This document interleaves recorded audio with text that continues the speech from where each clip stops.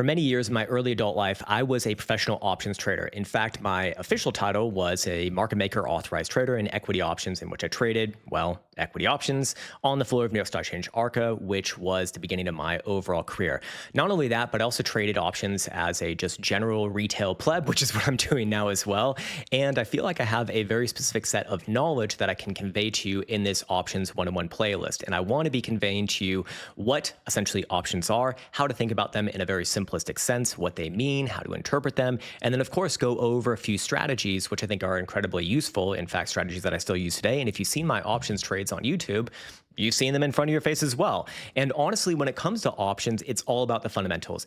If you understand the fundamentals of options, you will get very, very far. But unfortunately, options are just like 1 degree too complicated for the average person to even want to invest in. But it is my strong conviction that if you are a more active trader, options are significantly more viable to making that work out, in my opinion, in comparison to trading just straight up spot or straight up futures. With options, you have the opportunity to literally be wrong on the direction of a trade and still make money. You can also make money from an asset not moving, or from also an asset moving a lot. You can also do many variations of these strategies as well. That's what we're going to document in this Options 101 playlist. And again, I really do believe that if you are a serious trader, options are the way to go. It is how you can make this a much more consistent career without effectively just gambling on direction, which is what you're doing with spot or futures. Now, again, these can work as well, but options will give you, pun intended, more options basically. Anyways, the exchange that we're going to be using here, and also the sponsor of this video series, is ByBit. ByBit will actually allow you to use crypto as collateral to put on options trades in Bitcoin, Ethereum, Solana, XRP, MNT, whatever the hell that is, and Dogecoin if you really, if you really desire. Anyways, if you are new to options, you're probably looking at this bingo board over here and thinking, what the fuck is this? In which case, I totally understand. I totally understand. That was my initial reaction when I first looked at options as well. Keep in mind, when I came into being an options trader, I didn't even learn like spot or futures beforehand. I just got dropped in the deep end with this shit. And honestly, I'm glad for it. But yes, there was a lot of early sort of learning woes. Anyways, to give ByBit their credit in sponsoring this playlist, there is an affiliate link in the description below for ByBit. If you want to support this content, that would be the best way to do it, is to sign up through them. They are going to be one of the best exchanges to use crypto as collateral in order to trade options. But of course, you don't need to do that. I'm gonna release these videos regardless of that. But we do want to show ByBit some love for sponsoring this playlist. And yeah, it also comes with a bunch of bonuses as well. Deposit bonuses up to $3,000. You can even get some fee discounts from time to time. All of these sort of things and more are available, again, specifically with that link in the description below for ByBit, specifically that link.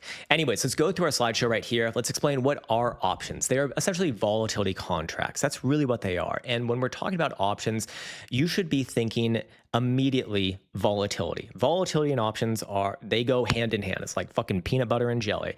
And if you are not thinking of options in terms of volatility, you're probably trading them wrong, generally speaking.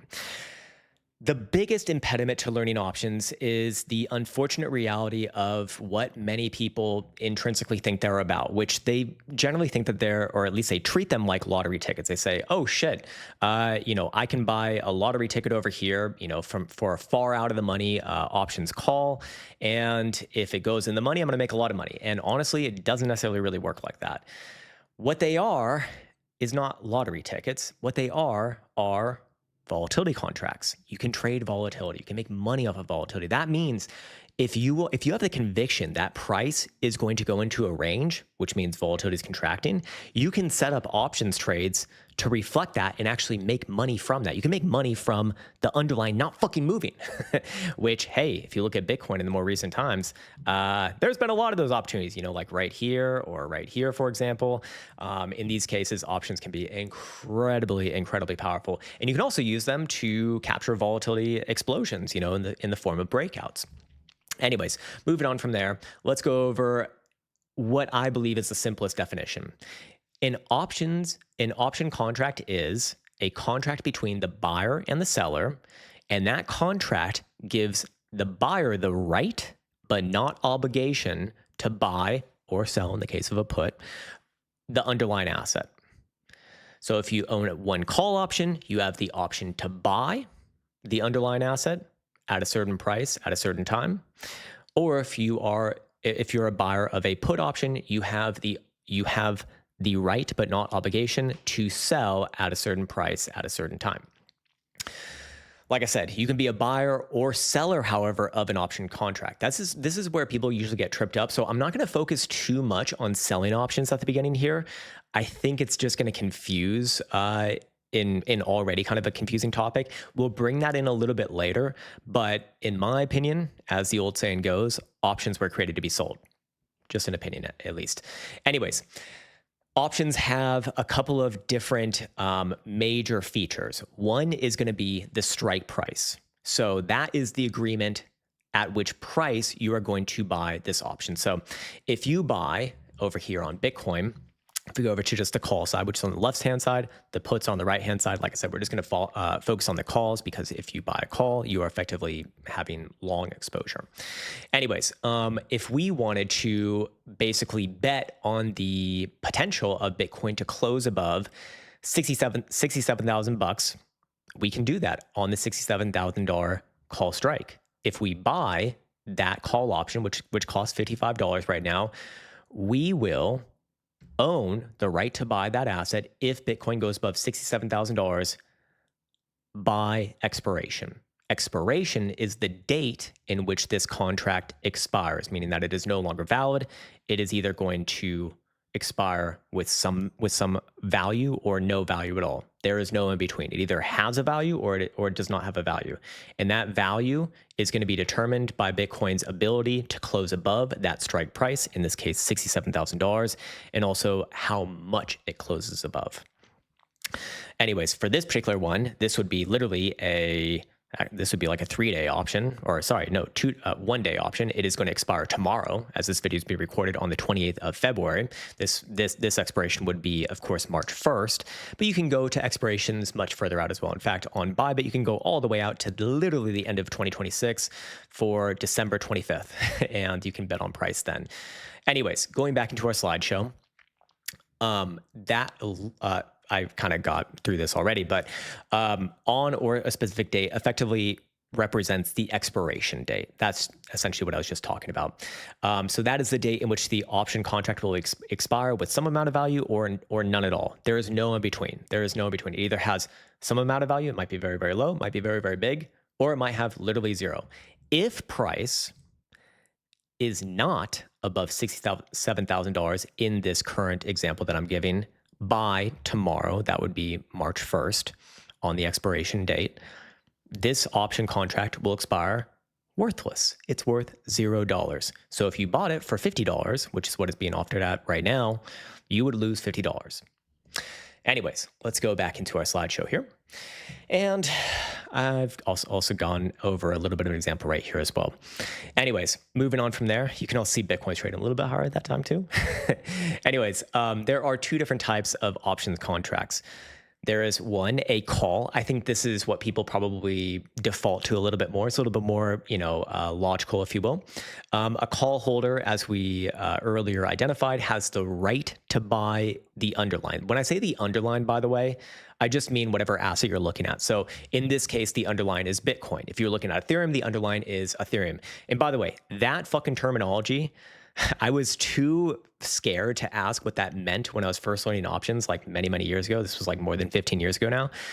And for like 2 or 3 months, I didn't have the balls to ask what the underlying was, but it always came up. And I just want to get it out of the way here. Underlying equals whatever equity or asset you're looking at.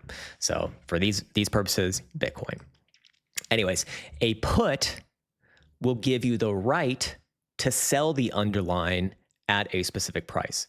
Like I said, when we go to puts, they're over here on the right-hand side, and they're going to work in the opposite fashion as a call. So we're going to focus mostly on the long calls for right now. That's just going to be easier to go over. Then we'll go over long puts. Long call, right to buy. Long put, right to sell. Okay, so the right to buy or sell will expire at a specified date. That is the expiration date. We also went over this briefly as well. You see all the expiration dates up here where my cursor is currently scanning. So you got March 1st, you got March 2nd, you got March 3rd, 6th, 13th, 20th, and so on and so forth.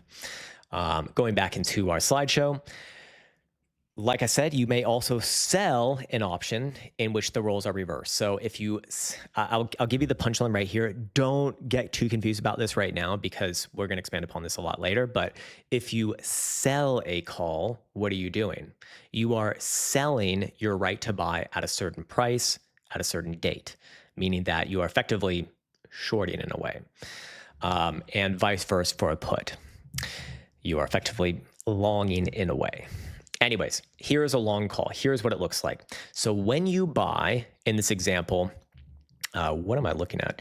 This must have been like SPY or something that I was looking at. But basically, you pick the strike, then you define if it's a call or short or put, and then you pick the expiration, stop loss, and your size, and then the price. And so let's go over a quick example with Bitcoin. I think this is probably gonna make a little more sense in this case. And let's go over here. I'll use TradingView for this example. We'll go to the options tab, and there we go, okay. And I'm gonna show you what it's gonna look like for your P&L curve if you were to buy a call. And I think this really helped me when I was first learning, as to what your sort of potential profit or loss will look like. So let's just add a new strategy. We're going to do a long call here. Just call it the long call, not anything too crazy. And let's say we wanted to set up a scenario right now. Bitcoin's trading at 65,700. We wanted to set up a scenario where we will benefit if Bitcoin is above $66,000. So we picked the $66,000 strike. We're going to be long a call. This one's expiring on March 13th. So when March 13th happens, either Bitcoin's above 66 or it is not. If it is, it has some sort of a value. If it is below, then it does not have a value. And then the price of that call, it's actually being quoted right now at 24.30. That means for the privilege of having that long exposure, you're paying a premium. So every option has a premium. So you're not just buying Bitcoin over here at $66,000. You're buying it at $66,000, but you're paying a premium in order to do that. So for right now, on this example, if we're going out to March 13th, you need to pay $2,430 in order to have that exposure. So what is that going to look like on your P&L curve?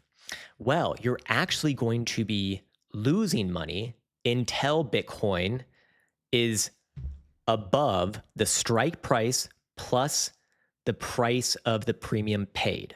So that's effectively this number right here, $66,000 plus the price over here, which is $24.30. So until Bitcoin's above 68,430, you will actually be losing money. And once it gets to 68,430, you will be literally at break even. So you'll make $0. And for every dollar that it goes above, you make $1. For every one contract that you own. And your profit and loss curve is going to look like this. Now, what is your maximum loss in this particular case? Well, if the call expires out of the money, you are going to lose all of the premium that you paid for, in this case, $2,430. So you can see over here, your maximum loss is $2,430, or also calculated right here. Your maximum profit is technically infinity. And so this is where I think a lot of people get tripped up because they're like, oh shit, I can potentially have like infinite profit if I long this option and it goes to infinity. Well, yeah, if it goes to infinity. But again, remember, this is a game that you are playing against time, in which volatility is a major, major feature of this as well.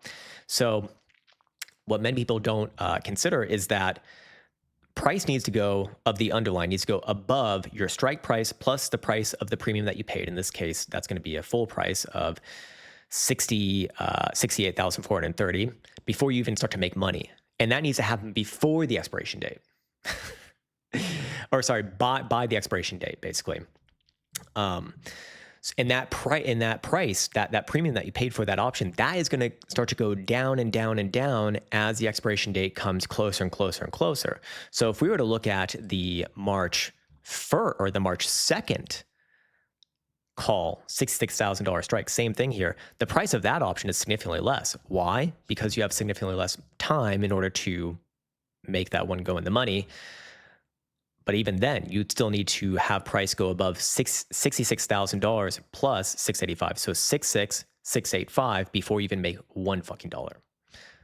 Therein lies, I think, the biggest issue that many people run into this with. They treat it as a lottery ticket, but time is against you, volatility is against you, and more often than not, if you're just buying naked options, like you're buying a call or a put and doing nothing else with it, no other options, no other stock or futures, you're going to lose more often than not. As the old saying goes, options were created to be sold, and that is my opinion as well. We could also do a long put.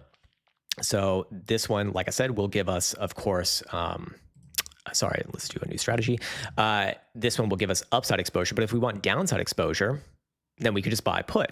So in this case, I'm going to go with a $65,000 strike. So if we're long one put at $65,000, Bitcoin would need to go below. It needs to go below, because remember, a put, we are a seller. It needs to go below $65,000 plus, or technically subtracted by, the price that we paid for that put option, in this case, $22.40, before we even make one fucking dime. So our break-even price here is going to be $65,000 minus $22.40, which would be $62,800. Should have been able to do that one in my mind. At that point, sorry, break-even should be right here. Yes. Okay. For some reason, that doesn't look right to me. And that also doesn't sound right. Oh, that's because I'm a little bit off. But yes, somewhere around there. It's going to be $65,000 minus $2,240. So that's like what, 62, or 760, 62, 760, something like this. Anyways, you can see here, you have infinite profit the lower and lower that Bitcoin goes, but it needs to go much lower before that expiration date happens. In this case, that's going to be March 13th. And then, of course, what's your maximum loss? It's just the price that you paid for that option, which is $22.40. And that happens basically here. So if price closes anything above $65,000, you take the full loss. And if it closes below, you still actually won't even make money until it is more than $2,240 below $65,000. Very critical point there. Anyways, long call, long put, just another example of that. And so here's your key takeaways for this first video. And again, we're going to expand a lot more on this, believe me, a lot more. Time, volatility, probability. This is what makes up options. It's not just direction. In fact, options are generally best used as tools to trade volatility rather than direction. And we like to think of options as direction neutral, or volatility as direction neutral. Options obviously can have direction, but in order to make the most of it, we probably want to be closer to direction neutral than not. And the difference between stock and options is one, stocks equals ownership, options equals pricing movement expectations by a certain date. Why most people misunderstand options. Most people focus on when price go up, sir, when with options, the focus should be on, is volatility mispriced? The price of an option will be higher when volatility is higher. And when volatility is lower during a contraction phase, the price of an option will intrinsically be lower as well. Professionals trade volatility. Amateurs trade, or in my opinion, guess the direction. And in the next video, I'll show you why most beginners lose money buying calls and puts. And that is important. And this is not relevant to that, to this slideshow. Different one, perhaps, but yes. We'll go over that. Like I said, we're going to expand upon this a lot in the future playlists. So if you do find this compelling, I would strongly urge you to like and subscribe to this, because I'm going to continue to upload videos into this playlist. We'll also have a playlist on Teachable as well. So if you want to get the full course content there, we'll have it there, of course.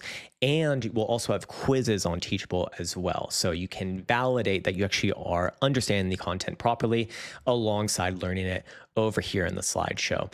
Anyways, keep an eye out for the next one. Again, shout out to our major sponsor for this playlist, ByBit, which you can find a link to in the description below. It's the best way to support this content and get more content like this. And it is free to sign up. You get all the bonuses and all that good stuff. And you can just save it for later if you don't even need it right now anyways. So on that note, I'll be signing off. Take care, much love, and I'll see you in the next one.